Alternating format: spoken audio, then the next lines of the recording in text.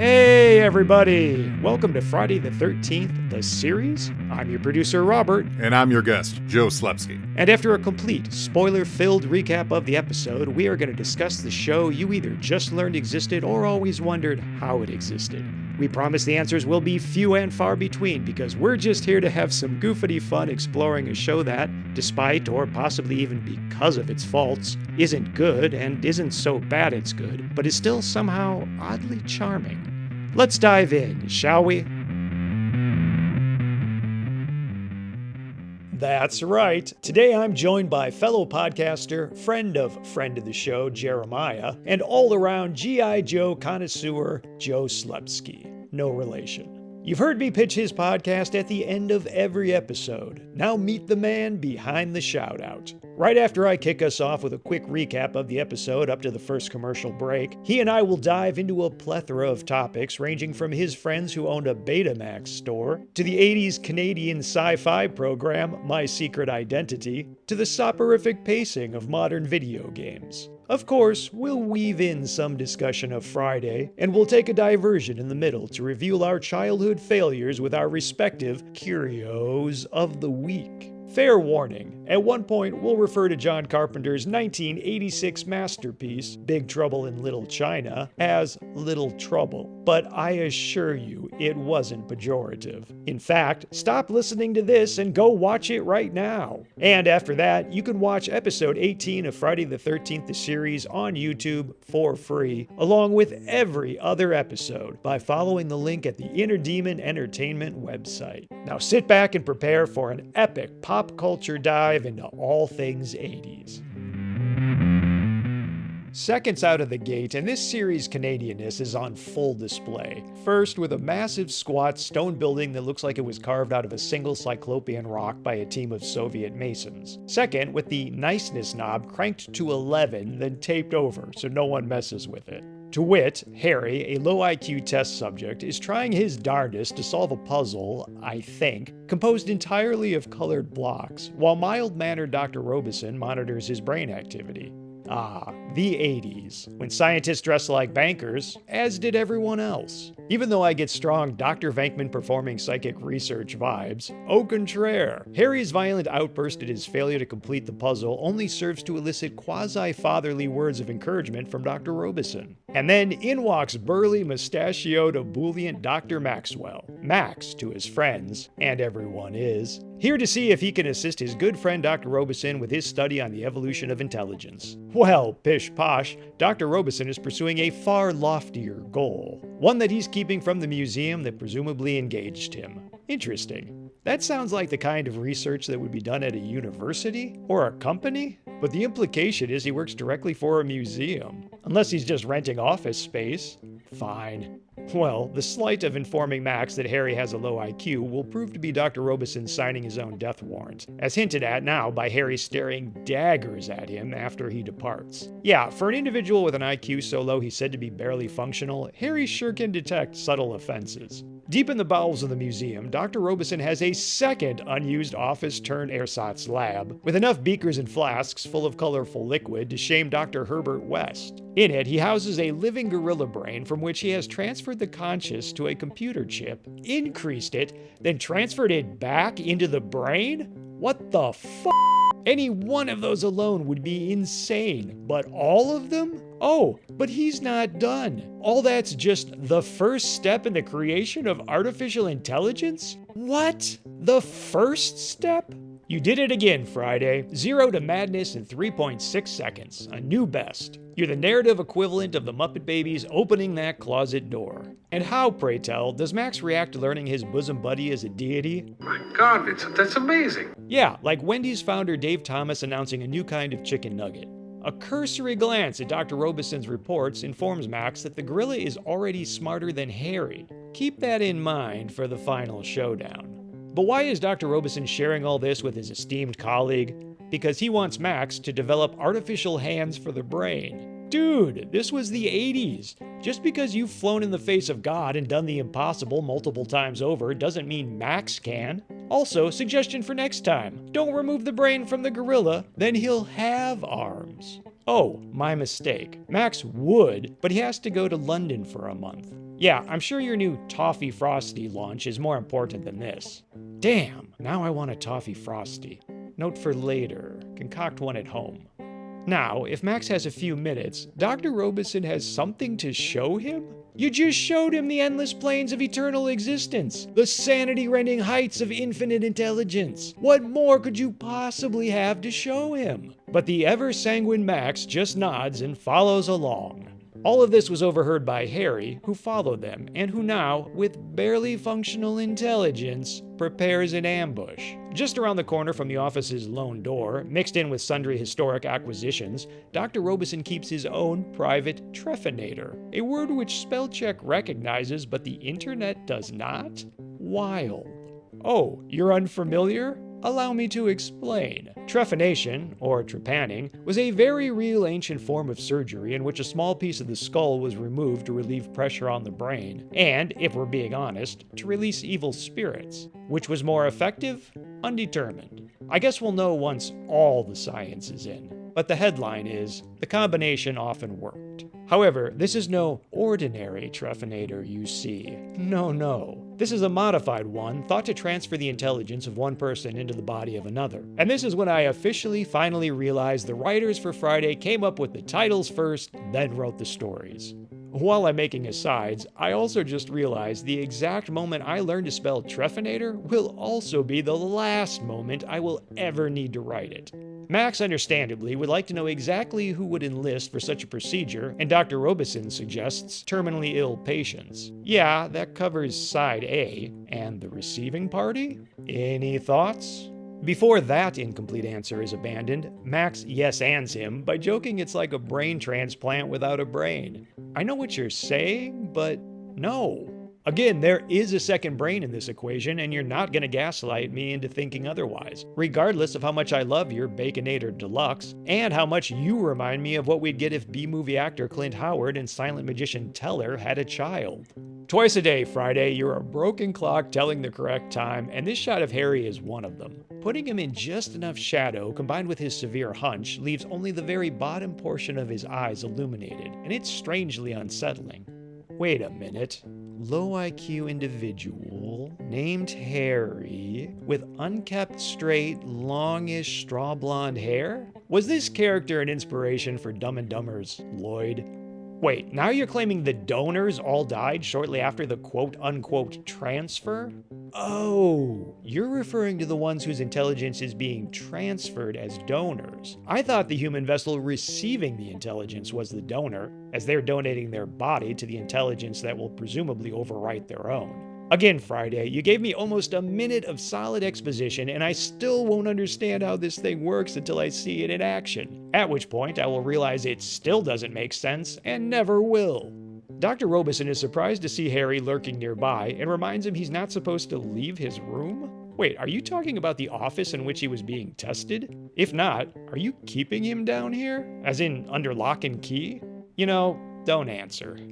Even though I don't understand how the trephinator works, spelled it incorrectly again, dim-witted Harry apparently does, because he straps Dr. Robeson into it. I thought you said it was used on volunteers. Why does it have restraining straps? Dr. Robeson's intelligence is transferred, as evidenced by Harry using his stiletto-tipped nail file, and the episode officially snaps in two. It turns out the trephinator transfers intelligence and some personality, but not all personality. Case in point, Harry now uses Dr. Robeson's nail file not because he's suddenly intelligent enough to appreciate good grooming, but because a bit of Dr. Robeson's personality is inside him. But this isn't a Being John Malkovich situation. Dr. Robeson can't pull the strings. Harry is still in full control. I think. So what was all that terminally ill patients would volunteer for additional life talk? Unless they were cool with passively hanging out in their new vessel with John Cusack, I haven't a clue. And I know this is a cheap shot, Friday, but how did you miss the opportunity to use that razor-sharp nail file as a weapon later in the episode? At Curious Goods, the gang receives a letter about the trephinator that sends them on their way to the museum at the corner of Luxor and 6th. Hey, Friday, it was kinda cute the way you located Curious Goods on Druid Avenue, but maybe don't push it. At the museum, or more likely a Greek Orthodox basilica, based on this insanely vaulted golden foyer, our trio learned Dr. Robeson died a month ago? This is the first episode's 6 months ago all over again. I would have staked my life this was the same day. Plus, he died off-screen when he was hit by a car outside the museum? How convenient. Speaking of, Jack just happens to notice an old flame, Dr. Viola Rhodes, hanging out in the foyer. Well, the embers are still glowing because she claims his beard, although graying, is still a turn-on. Damn, you Canadian gals are forward and good-natured. When Jack asks if he could ever say no to her, she replies, "You did once." in the most nonchalant way those words could possibly be delivered. No minding that line for maximum pathos.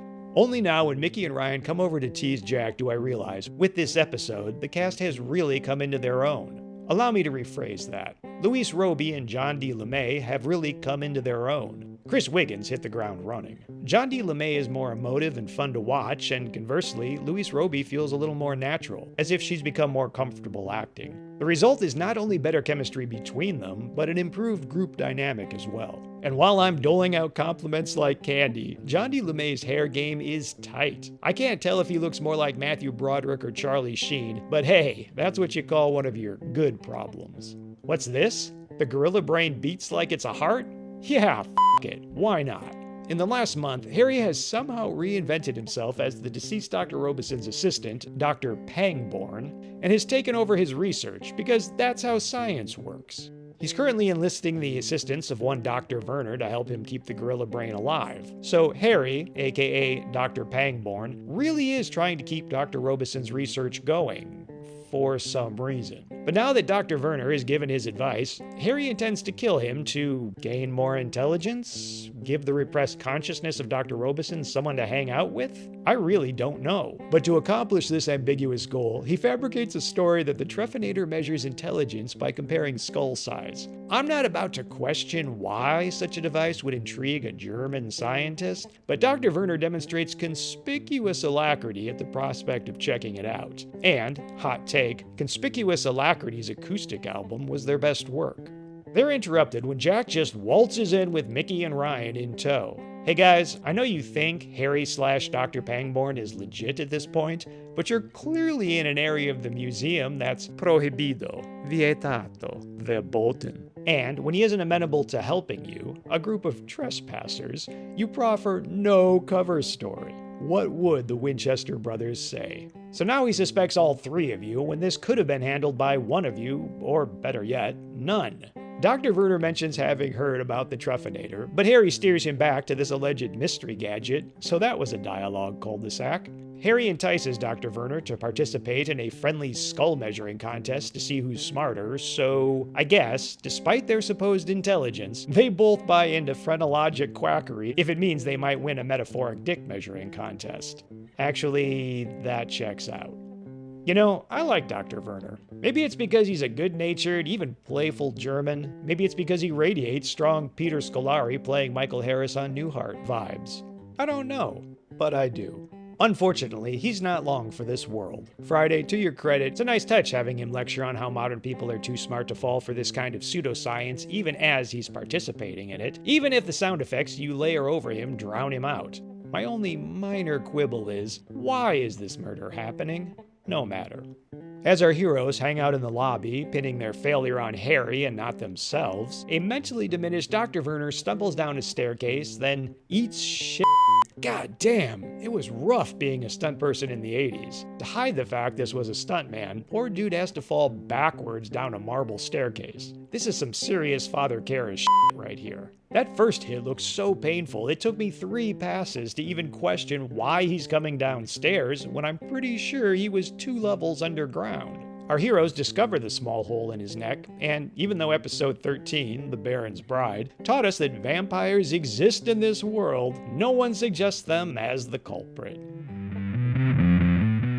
I know I said we were going to start with an interview, but I actually want to chuck that out the window because I have to ask, was this episode like any storyline in G.I. Joe? Because when watching this episode, I couldn't not think of Dr. Mindbender. The closest cartoon episode, I think, is Operation Mind Menace. where Cobra takes over the mental control of some Joe relatives. They control them like zombies. But what this is actually closest to is from the comic books. He was the predecessor to Dr. Mindbender. He was called Dr. Venom. I'm not terribly familiar, but I've heard of him. He died in like issue 19 or something, 18. So he was in the first 20 issues of G.I. Joe, and then they killed him off. And just for the folks at home, we're referring to the original 80s run? Yeah, the G.I. Joe Larry Hama, Real American Hero, published by Marvel Comics. Dr. Venom had what's called the brainwave scanner. And like this chair, you strap up to it and you don't puncture a hole and suck your brain juices out. You put on like what we would call today a VR helmet. And he was able to not only read the mind of anyone in there, it would create like a cartoon basically on his screen. He could see the memories of whoever he has strapped into the chair, but then he could use it to implant memories and implant personalities. So this is very much like the brainwave scanner.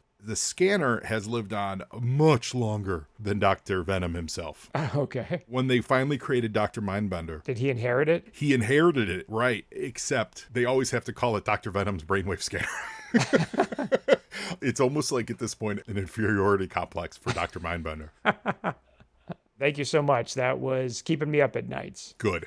Get some sleep. Would you be good enough to tell the folks at home how we know each other? Yeah, we know each other through our mutual friend and friend of your show and mine, Jeremiah. That's right. He's been on both of our podcasts, hasn't he? I know him from the G.I. Joe community because he's a big G.I. Joe head. And you, of course, are great friends with him from college and lifelong friends. So we met, I want to say it was at a He-Man PowerCon. That sounds right. You're a very nice dude. I like you. And so we struck up a friendship through that. Oh, that gets me right here, Joe. Well, you've earned it. You've earned my like.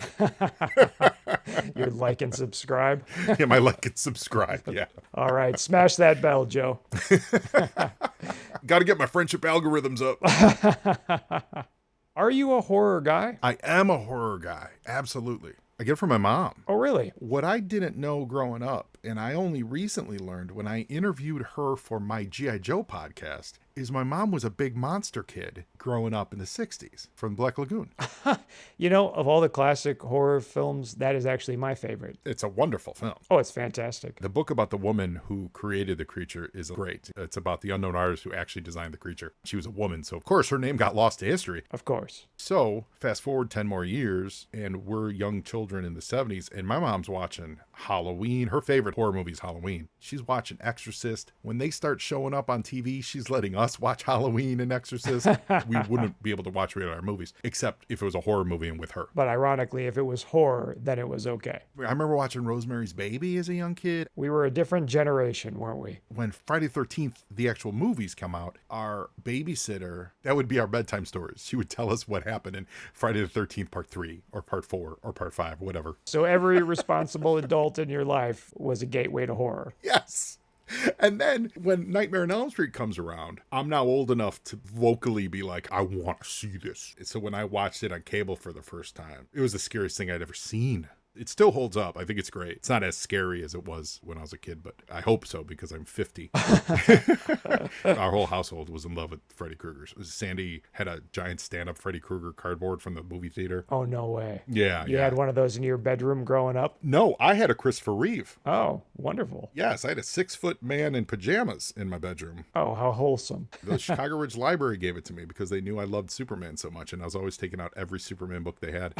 That's something I wish I still had. I eventually took it with me to college, and then it got destroyed. Oh, no. Now, I'm not trying to spark any backlash against you, but are you saying that Freddy is your favorite of the slashers? You like Nightmare on Elm Street movies more than, say, Friday the 13th or Halloween? I do like them more than Friday the 13th. I don't like them more than the first Halloween movie. Okay. The first Halloween is the best of the bunch, but Freddy is very fun. Freddy is to be feared, but you kind of also want to have a beer with him. Yes. Which you can't say about pretty much any other slasher. And I loved the TV show V. Right. So I was seeing Robert Englund outside of his Freddy role. I don't think kids do that anymore, which is crazy to me. But I did that a lot. I'd see something I really loved, and I would track down older things they did or other things they did. I remember I loved Last Starfighter, and so I tracked down Robert Preston. So like I would watch the Music Man musical, which opened up my eyes to all kinds of great movies and stuff. I think it's where my comic book love came from, because there were always footnotes in there going like, if you want to know about the time Ant-Man went to the Vision, seek out the Kree Skrull War, Avengers 98. And so then I had to seek out Avengers 98. Now when someone goes, oh, that was before my time, I look at them with disdain. There is no before your time. We have access to every time right now. V was a show that was on my radar as a child. Can you tell me, does it hold up? Is it worth checking out? It holds up. It's amazing. The TV show gets a little bit of 80s A-Team style repetition, but not really. They tell this story of these rebels dealing with a world that's been taken over by lizard people, and it's fantastic. I never watched the full revival they did a couple years ago. I can't handle watching shows that I know were built for multiple seasons that only get like one season, because you know it's on a cliffhanger, you know they don't resolve it. Commit the time to something that's just going to cut to black and be done. Yeah, I love Deadwood. Deadwood's amazing. absolutely. And I know they did the movie that sort of wrapped everything up, but it's one of the reasons I don't go back and rewatch Deadwood like that, because I know it ends so unsatisfactorily. That is the unfortunate thing about television, is you can get invested in something that unfortunately is not given its fair due and proper closure. I'm still angry about The Last Man on Earth. That show was amazing and brilliant and so funny, and they cut it with a massive cliffhanger. I need to know what happened to Will Forte. Maybe Dark Horse will put out a comic. They should totally do it as a comic book. Maybe it's because Laura was my previous guest, but I'll just ask, how do you feel about the Hellraiser films? Oh, they're great. They're not for kids. We were aware of who Pinhead was. There was a line. It's just so much about like S&M and sexuality and stuff like that. I'm glad my mom didn't show that to us. As an adult, you can look back and realize, yes, barriers are important. And like Phantasm is kind of in that route too. Okay, you're a Phantasm guy. Cool. Yeah, I like Phantasm. We were aware of it as a kid just because that spinning ball was crazy. It's iconic. And then as an adult, when I understood it, as far as the creation of it, and it was his passion project, I respect that franchise a lot. Was it more common to watch horror films? I guess there weren't really TV series back then. Well, there were some TV series, like Friday the 13th, the series, for example. We watched a lot of Twilight Zone, too. I love Twilight Zone. My favorite is the Burgess Meredith explosion in the bank sitting on the book. Time Enough at Last. I saw that as a kid, and that was horrifying to me because I have had thick glasses since I was like 7 years old. That would hit a little close to home. And I love to read, so it hit so close to home of being like, oh my God, I got all the books forever, but I can't see, and that was nightmare fuel for me. Were you a Blockbuster or local video chain? We were local, eventually Blockbuster, but we had local before. My buddies, their dad owned a Betamax video store about 2 blocks from us, but we didn't have a Betamax, so I couldn't take advantage of what would be the free rentals. What year did it finally go out? They moved to Arizona. They opened up a chain of Betamaxes in Arizona. A chain? Yeah, probably around 1983, I think. Before it imploded. God bless them. But yeah, so we used to hang out at the video store all the time. Wow. A dream come true. Obviously, the box art for I Spit on Your Grave, that caught my eye as a young man. As that poster is wont to do. Still the best poster ever. And I've since seen the movie, obviously, and it's troubling in many ways. But that box art, if you can separate the art from the art, that box art is top. Absolutely. In 8th grade, we pulled a prank. It was a prank. Our gym teacher, there was a dance coming up. So she's like, all right, guys, Friday, we got, movie day in the library. What movie do you want to watch? And we straight up said, we want to watch Faces of Death.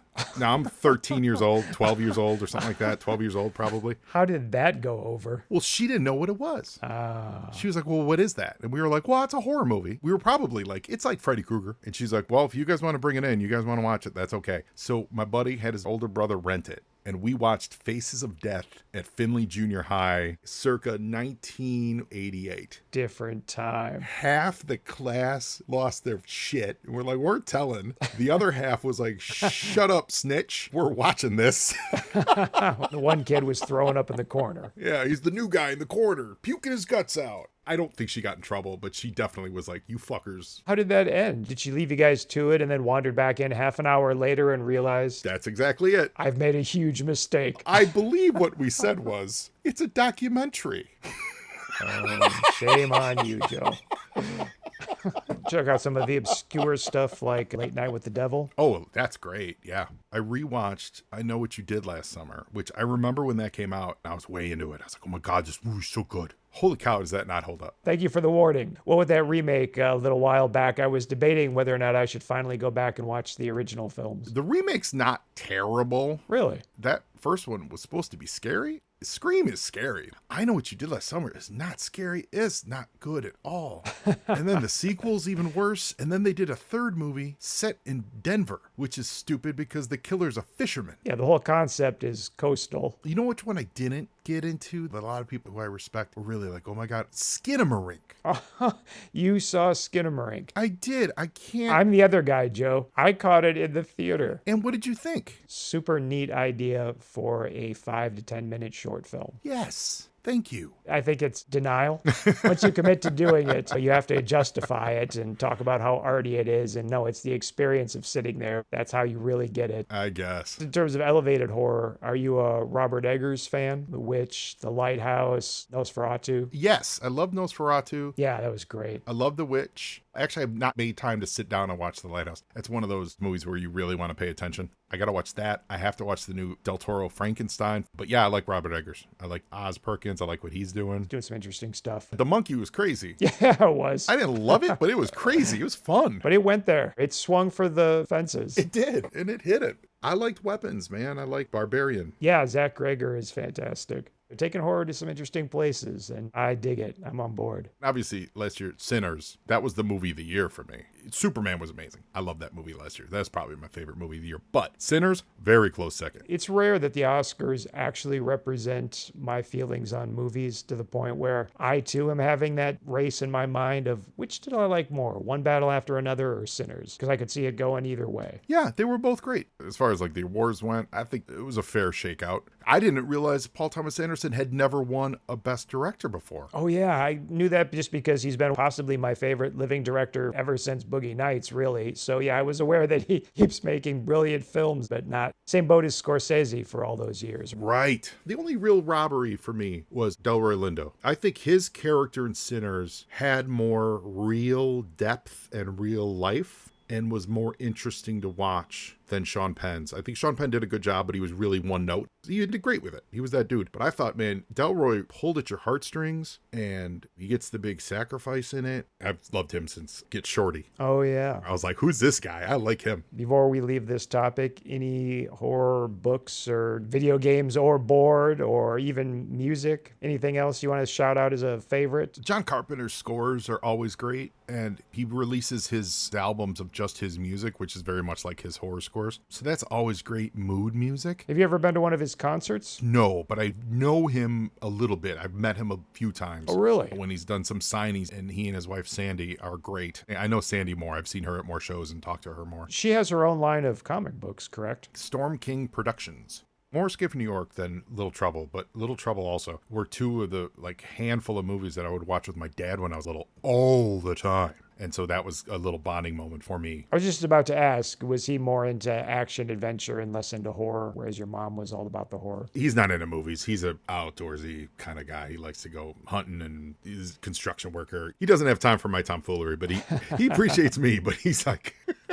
I've been trying to get him on my show. I'm like, come on, it'll be easy. And he's just like, I have no. Is that Tommy Lee Jones quote? I can't countenance your buffoonery. It's something he said to Jim Carrey once on Batman. Yep. He watches rodeo shows. Oh, wow. And he watches hunting programs. We're from the south side of Chicago. Oh, he's the one putting Taylor Sheridan's kids through college. Yeah, exactly. My company was running commercials on TV where I was the voiceover, and he told me, hey, I saw your commercial the other day. I wasn't like, oh, cool, he saw my work. What my brain did, I said is, why is my company that sells video games airing commercials during TV my dad is watching? That's where your mind went? Yeah. I'm like, that's a bad spend of our money. I have to go talk to someone. I love that, Joe, but I have to ask, you've done commercial voice work? Yeah, I do the voiceover for my company because I have this voice and it's cheap.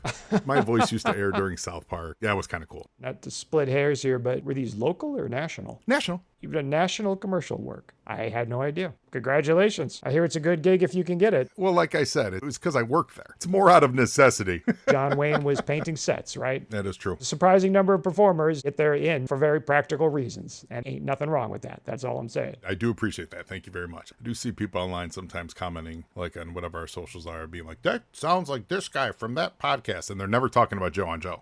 Now, Joe on Joe listeners know that I do it, but other people don't know that that's me. I'm certainly not casting any shade. I mean, I myself, Joe, am a member of the Screen Actors Guild. Amazing. Because I would do background and stand-in work. Believe me, it was not my performing that got me in the door. I'm just saying I can relate. Awesome. If you like the horror genre as much as we do, you can preview the horror comic book Requiem for a Psychopath right now for free at the Inner Demon Entertainment website. Imagine a world in which horror film slashers are real. Then imagine a troubled teen bringing one out of retirement to help him take revenge on his bullies. It was written by me and drawn by friend of the show, Stephen Yu. Again, that's Requiem for a Psychopath on the Inner Demon Entertainment website. And if you dig it, please either review and rate it 5 stars on Amazon, or don't rate and review it at all. Ratings of less than 5 stars send the algorithm into murder mode for some reason. Thanks. I hope you enjoy it. Some shows have a monster of the week. This series has a curio of the week, and so do we. Joe, please tell us, what is your curio of the week? My curio of the week is centered around one of my personal favorite pop culture touchstones from when I was a child. It is Superman the movie, the diorama set.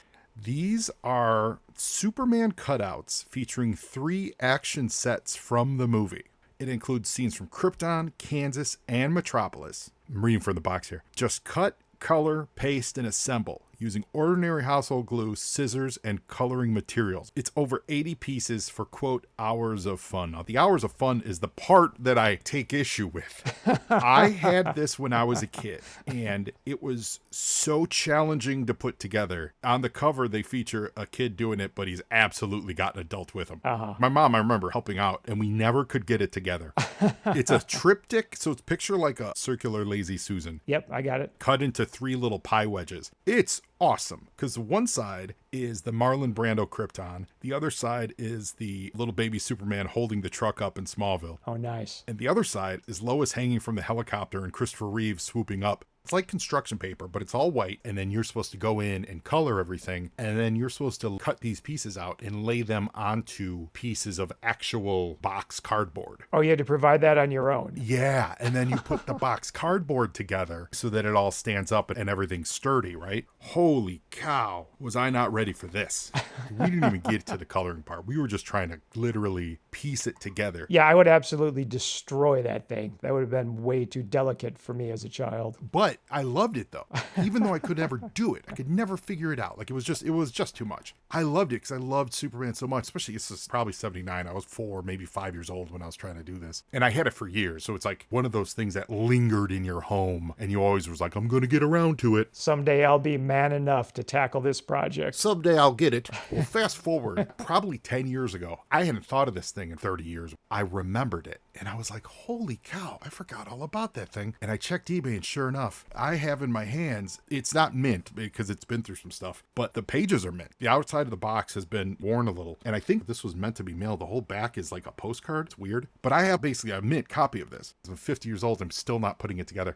I want to scan these pages so that I can do them and not screw up the original pages. Right. And I think about this at least once a week. I need to get around to doing that, but it makes me feel good to know that I have it. It was published by Warner Books, 1978, and I'm sharing this to put public pressure on me to actually do this. I've got to ask a couple follow-ups here. Roughly how big would this thing be when assembled? I'll bet you the diameter is probably at least 25 inches. Wow, that would be a gorgeous display piece if ever assembled. Right? The picture of the kid and the dad, like it's large. They're in there for perspective. I hear what you're saying about building it out of a copy because I was the same way. If a comic book had a mask in the back that you were meant to cut out and wear, it was like, no way. Right. I'm not destroying the book to get this thing out. Totally. You're asking me to cut stamps out of my comic books?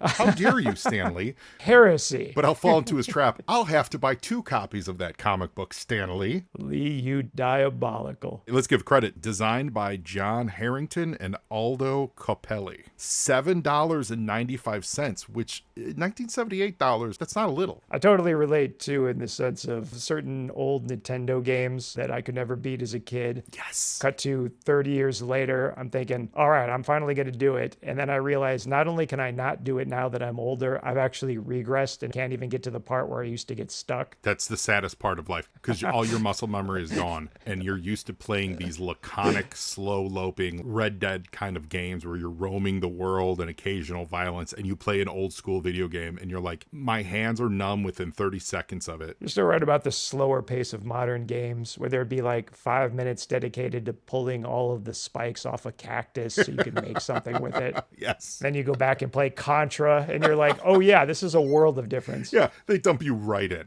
I was watching a replay of the Predator NES game, which back in the day, movie adaptation games, they didn't care about staying true to whatever. So it was wildly different from the movie Predator. But part of the way this guy literally had to beat it was to get hit on purpose and use the limited invincibility you get when you get hit in games like that. Those couple of sweet seconds where you can't be hurt by anything else. That was the only way to beat the level, is you had to sacrifice a couple hits to get past the next round because there was no human way to get past them. Oh, brilliant. It was diabolical. That's just good game design, people, right there. In honor of Joe and his childhood curio, my curio of the week is Dick Smith's Do-It-Yourself Monster Makeup Handbook. Why did my small suburban public library carry this treasure trove of Hollywood magic? I haven't the foggiest, but I thank Providence they did, and apologize to everyone who never discovered it because I kept renewing it week after week. Is it a practical and insightful guide that will unlock the secrets to creating grotesque, cinema-quality nightmares at home? I couldn't begin to speculate. For the truth is, I'll see Joe's unable to build a diorama and raise him attempted to make latex appliances in a family room. Let's just say it ended poorly for all concerned. Realistically, are you going to track down all the materials necessary to recreate The Exorcist? Unlikely. Would you be successful if you did? I doubt it. Can you even find a copy these days? Yeah, probably, if you have access to eBay and some disposable income. Looks like maybe portions or reprinted sections are available on Internet Archives, or maybe the PDF is out there somewhere for download. But that's a shame, because a kid is never going to view it if you send them a link. No, it's a book that needs to be left in a suspiciously inconspicuous place, so it can be discovered, as its true and greatest purpose is to inspire a child to dedicate their life to film. What was your knowledge of Friday the 13th before the podcast? And actually, what is it now? Have you seen the preceding 17 episodes? I was aware of the show when I was a kid. If there's anything pop culture wise about me, it's I'm a front runner. You slap a brand that I know and I'll watch it. Friday the 13th, the series, oh, I gotta watch that. Freddy Krueger TV series, I gotta check that out. You watched both of those as a kid? Yes, and as a kid, I was wildly disappointed that this had nothing to do with Jason. You answered my next question. I think my exact phrasing was going to be, how disappointed were you when you realized what Friday the 13th the series actually was? Very much so. Because there was no Jason, I was like, I don't want any of this. These people are Canadian and weird. But then when the Freddy one came out, which actually dealt with Freddy, I was into that, except that show was not very good. I think this show is better. Like if they took this quality and grafted it onto the Freddy show, now you're talking. But Friday the 13th, as a kid, I didn't like it because it didn't have anything I recognized. But as an adult, I enjoy them. They're great. 90s Canadian TV. It's cool. Now that you've gotten chocolate in my peanut butter and peanut butter in my chocolate, I'm not going to be able to watch any more episodes of Friday the 13th and not say, man, I wish this began with an intro where Jason introduced the episode to come. I don't know what that would look like since the man doesn't speak, but... That would be amazing. What if it was Mrs. Voorhees? Oh. What if it was his mother in that sweater? And she was like, welcome back to the cabin, kids. I'm just here with my son, Jason. And it's just, Who's the guy who played Jason forever and never lets you forget it? Kane Hodder. It's just Kane Hodder breathing heavy in the corner. Really what we're seeing is Jason's mental image of his mom introducing these tales of terror. How did they not think to do that? I mean, she had car payments to make. She would have done it. And I know they're doing an actual prequel show featuring her, but like, you do an anthology show, make her the horror host, but what she really is a figment of Jason's imagination? Are you kidding me? You know what, Joe? Sold in the room. Hollywood, I know you're listening. You know how to reach me. I'm the guy with the Superman diorama. Once you figured out that Jason wasn't going to be in it, was that it? You walked after an episode or two? It lost my interest. I didn't watch a ton of it. But when it's on for 3 years, when you're a kid, that's a long time. That's an eternity. So I would come across it. And I remember being surprised that it lasted as long. And so I absolutely remember thinking, oh, this must not be terrible. I would always see commercials. Because like, I watched this. Oh, I was listening to one of your previous episodes and you were talking about one of the actresses. I watched My Secret Identity religiously. What? You've actually seen that show? You'll never guess my secret identity.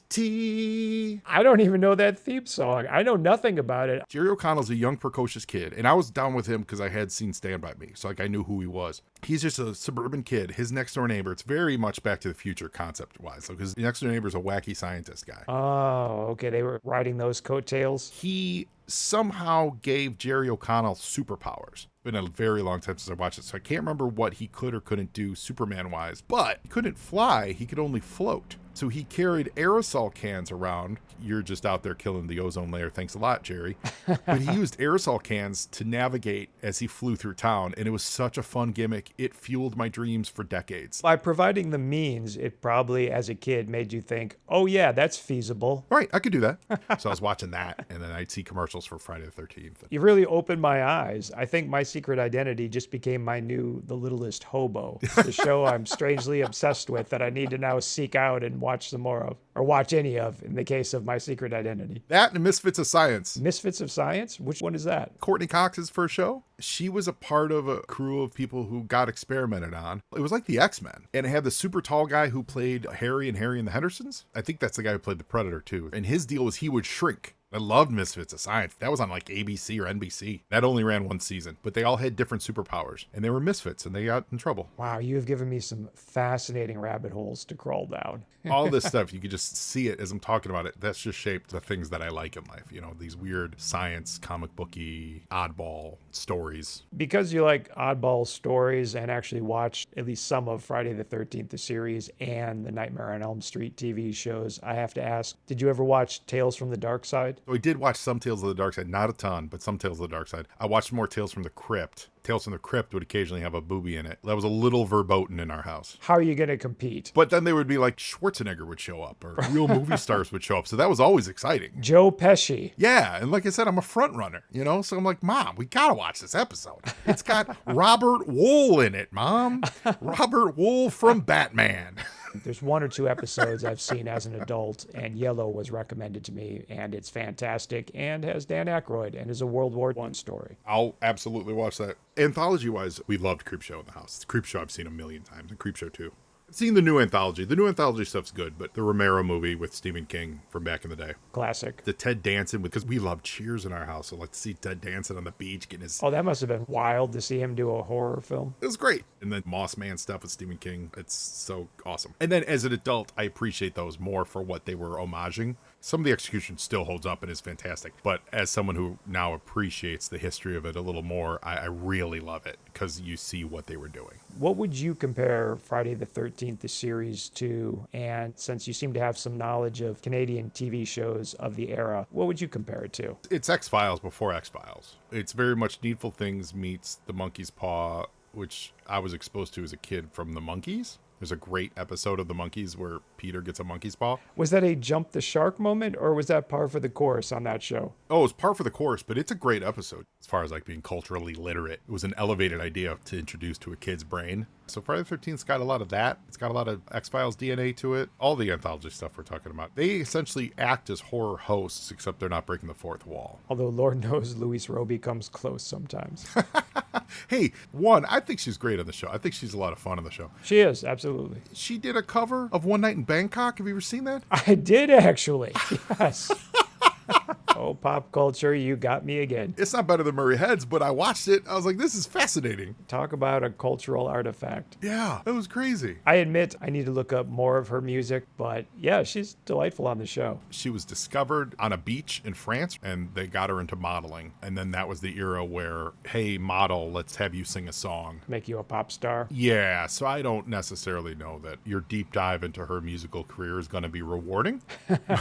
But I like her. She's very likable on the show. I think she does a great job. Yeah, and I will mention this in the script that I'm currently writing for this very episode. I feel like the cast elevates in this episode, specifically John D. LeMay and Louis Roby. Oh, yeah. John D. LeMay feels more expressive, which is something I've always wanted a little bit from his character, and Louis Roby feels a little bit more relaxed. And it works beautifully, and it improves their dynamic and their dynamic with Jack, and it's just a really great episode for performance. I hope it continues. I agree with you, and I think I know why. Because the onus is not on them. It's a Jack episode. That is an excellent point, sir. Their job is to just unite as two people who love Jack and support him, because obviously he goes through some craziness in this episode, but they don't have the onus of going through any emotional changes or any stressors. They're reacting to him, and it's not like Louis Roby thinks, oh, I need to put on a big performance and bring all this comedy. She's just enjoying how uncomfortable Chris Wiggins' character Jack is when they start prodding him about his relationship. Yes, and that's fun. I don't know if they all got along on set, but from this, I would imagine that they all got along.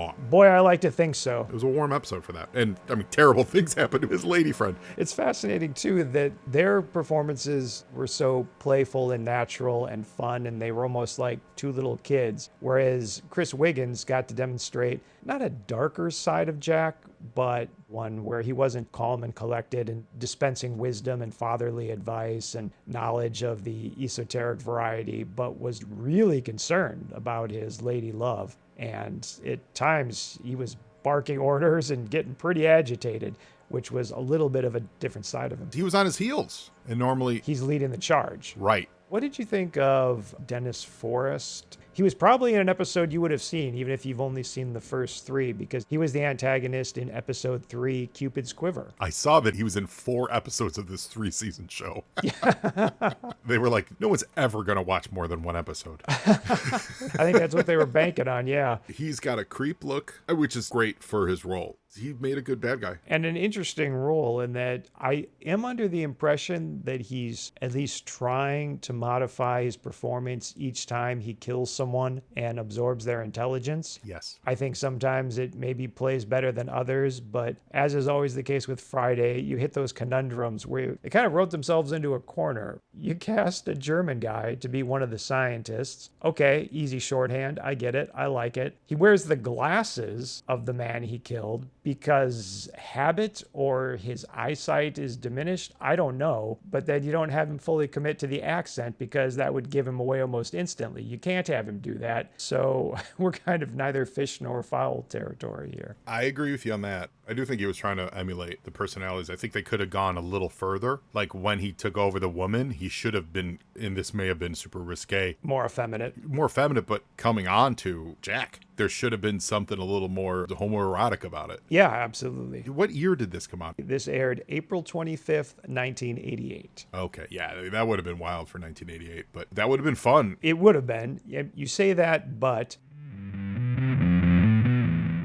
And at that point, Joe and I launched into a massive digression about a lesser-known slasher film of the 80s. But don't worry, like every 80s sequel, next episode we'll pick up right where we left off. I want to thank friend of the show, TV's Matt, for introducing me to that Tales of the Crypt episode, Yellow, way back when. As he puts it, it feels more like HBO premiere television than an episode of a campy horror anthology, and I fully agree.